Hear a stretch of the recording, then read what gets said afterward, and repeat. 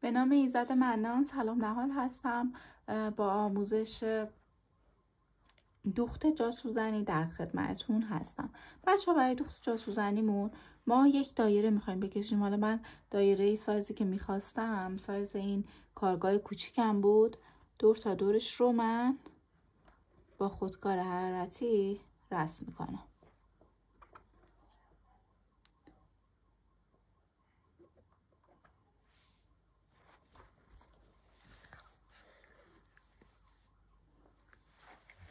بعد از اینکه سایز دایرم مشخص شد، من باید وسط دایرم رو ببینید مشخص بکنم. خب وسط دایرتون رو به هر طریقی که بلدین مشخص میکنین. همینطور چشمی که نگاه میکنم وسط دایره من اینجا میشه. وسط دایره من اینجا میشه. حالا واسه اطمینان ازش اندازه گیری میکنم و دقیقا وسط دایره من همین قسمتی شد که گفتم. بعد از اینکه قطر دایره مشخص شد، حالا باید خط رسم کنم به کناره های دایره به هر تعدادی که میخواین. ببینید وقتی خط وسطتون تقسیم بندیتون انجام شد، شما میتونین تصمیم بگیرین که به چه قسمت، به تعداد قسمت هایی که میخواین تقسیم بندیتون رو انجام بدین. میخواین 4 تا قسمت داشته باشه، یه خطم به این صورت بکشین و 4 قسمتتون رو تشکیل بدید. بیشتر میخواین بیشتر تقسیم بندی بکنین. پس تقسیم بندی هاتون رو پس من الان تقسیم بندیام رو انجام میدم. ادامه کار رو با هم میبینیم. خب من تقسیم بندیامو انجام دادم. حالا گلدوزیم رو هر جای کار، هر کدوم از قسمت ها که میخوام انجام میدم. گلدوزیم که انجام شد برای درست کردن جاسوزنیمون با هم کار رو میبینیم. خب بچه ها، من الان کارم رو انجام دادم، گلدوزیم رو انجام دادم. حالا هر طرحی که دوست دارم از کارگاه هم درش میارم. این رو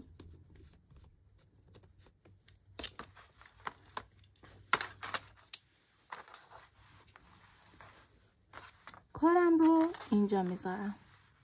دورش رو با خودکار حرارتی به اندازه 1.5 سانتی متر زاپاس میذارم. ببینید به این صورت زاپاسم رو میذارم.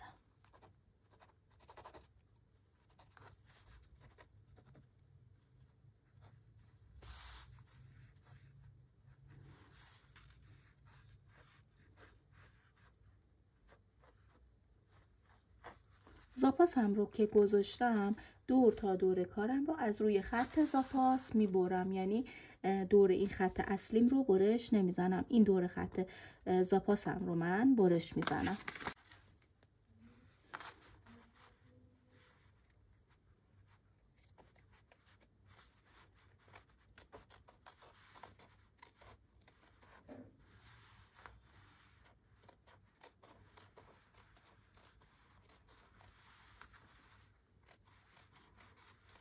و الان این رو برش زدم.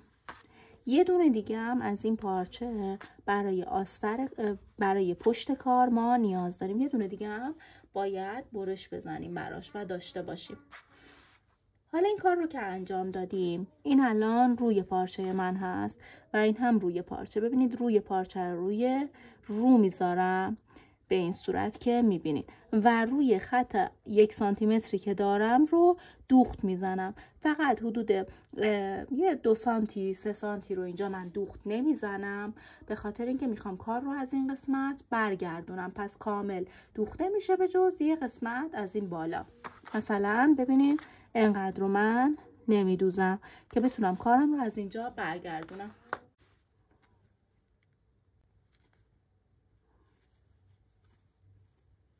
من کار رو دارم با دست میدوزم که شما هم ببینید من به چه صورت کار میکنم. دقیقا از روی خط زاپاسم دوختم رو پیش میبرم.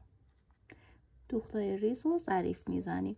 اگر با چرخ بدوزیم که چه بهتر. من گفتم چون بچه ها قرار ببینن دوخت رو، با دست دوخت میزنم که شما هم ببینید. ببینید دوخت ما تا انتها همینطور ریز و یک دست باید بشه. دوختم که تموم شد، انتهای کار رو با هم دیگه میبینیم. من الان دور تا دور کار رو دوختم، انقدر رو که گفتم دیگه دوخت نزدم. حالا از اینجا میخوام کارم رو برگردونم.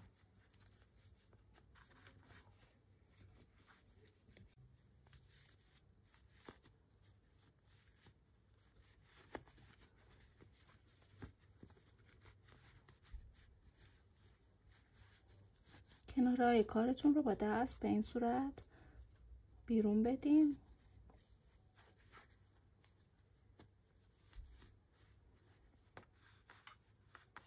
کارتون به این صورت برمیگرده. خب الان باید داخل کار رو پر بکنیم. با الیاف من داخل کار رو پر میکنم. بچه دقت کنید که حتما از الیاف استفاده بکنین. اگر از پنبه استفاده کنین یه مقدار کار سفت میشه و وقتی میخواین سوزن داخل کار بزنین سوزن داخلش نمیره و این باعث میشه که تقریبا غیر قابل استفاده میشه کارتون. پس به خاطر این تاکید دارم که از الیاف استفاده بکنین.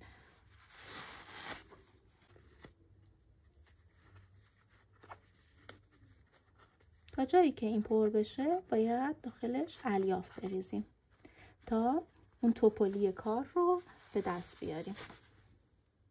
پس این پر شد از اینجا. حالا میخوام دهانه کارم رو پس دوز بزنم. ببینین اینجا رو من با نخ و سوزنم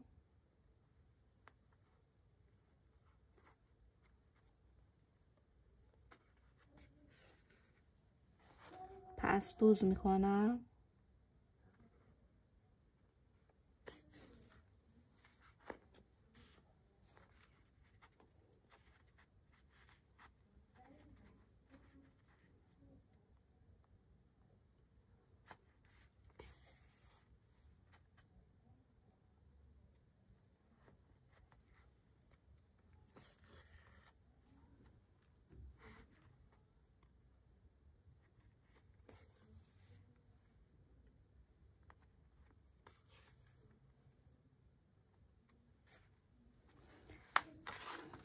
انتهای کارم نخم رو قیچی. این میشه جاسوزنی من فعلا تا اینجا.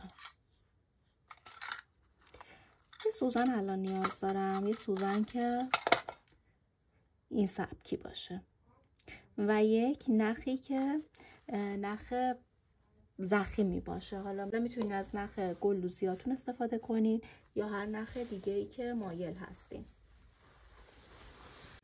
من میخوام نخ صورتی استفاده بکنم چون کارم هم حالا صورتی هست، گلای صورتی هم داره. نخ صورتی رنگ استفاده میکنم.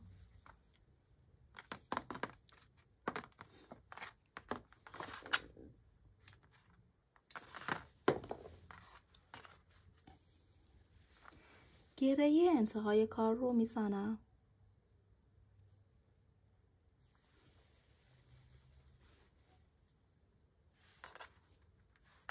اضافه نخم رو برای گرم میچینم.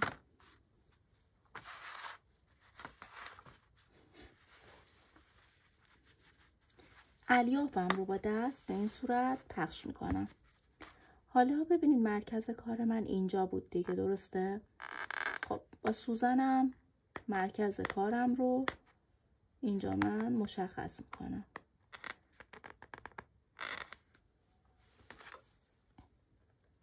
مرکز کارم به این سمت مشخص شد. خب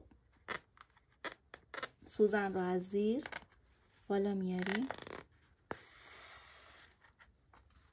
حالا ببینیم بچه‌ها به این صورت. ببینین از روی خطی که داریم میبرم پشت کار و دوباره وسط کار سوزن رو بالا میارم.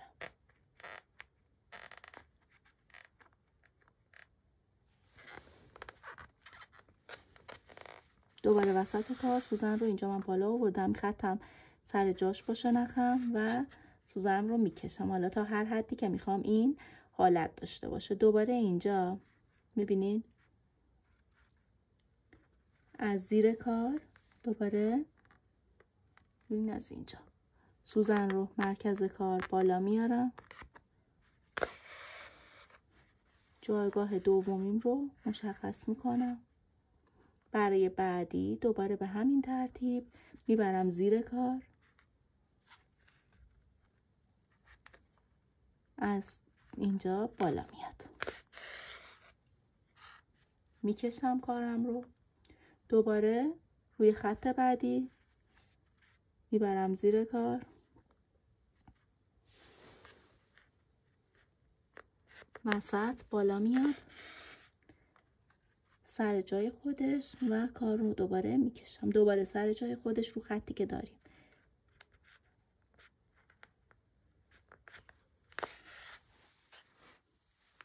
و دوباره اینجا هم سر جای خودش روی خطی که داریم.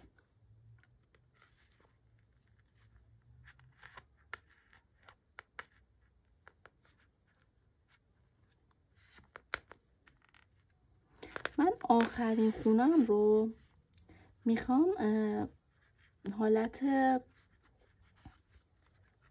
مروارید این وسط داشته باشم، حالا یا مروارید یا سنگ، حالا هر چیزی که خودتون دوست دارین. این نخ من الان مناسب این کار نیستش، میتونین اینجا نخ رو گره بزنیم و کار رو تموم بکنیم و بعد دوباره یک مروارید اینجا با نخی که دوست دارین بدوزین، یا اینکه اگر صلاح میدونین و میبینین که میتونید حالا با این نخ میتونین سنگ یا مرواریدتون رو همینجا وصل بکنین. خب ببینین الان من مرواریدم رو از اینجا رد کردم، درسته؟ مروارید من اینجا رد شد.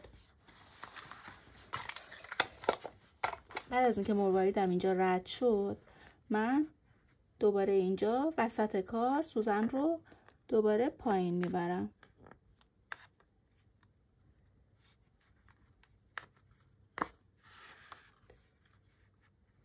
به همین راحتی میتونین مرواریدتون هم اینجوری داشته باشین.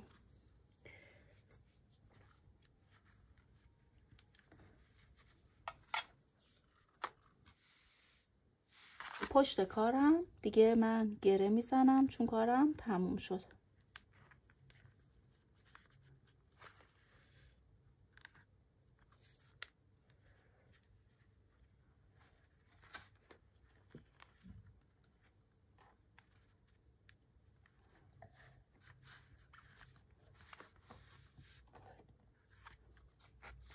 خب پشت کارم هم که گره زدم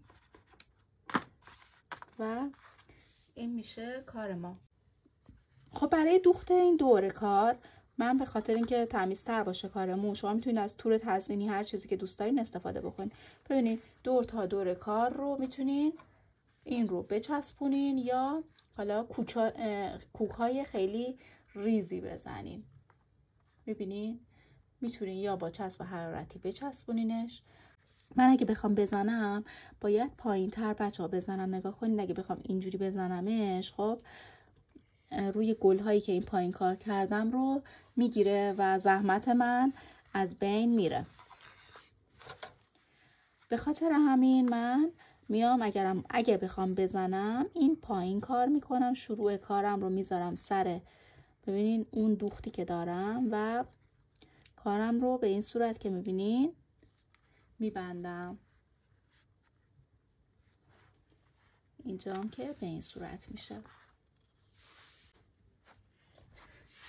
پشم شیشه وقتی گفتم بزنیم به این دلیل بود که ببینین الان چقدر راحت سوزن ها داخل کار فرو میرن. ولی بچه‌ها من یه کار دیگه دارم آماده. این کار من هست، درسته؟ من این دوتا کار رو الان دارم. داخل این الیاف گذاشتم و داخل این پنبه گذاشتم. نگاه کنید داخل این چقدر راحت فرو رفت، ولی داخل این میبینید راحت فرو نمیره. پس یادتون باشه و حواستون باشه که حتما الیاف رو داخل کار بذارین که کارتون خیلی خوب و تمیز بشه. امیدوارم از این آموزش لذت برده باشین.